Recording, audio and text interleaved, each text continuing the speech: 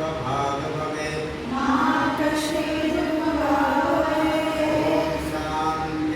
ओम शांति शांति हाथ चले गए प्रणाम हमको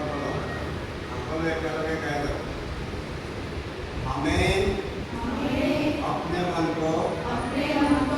हमेशा संतुलित रखना है इसी में ही हमारा आत्मविकास है मैं खुद के प्रति कुटुंब के प्रति आम समाज और विश्व के प्रति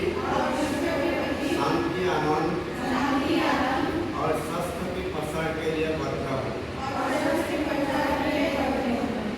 हाथ बोलो भारत माता की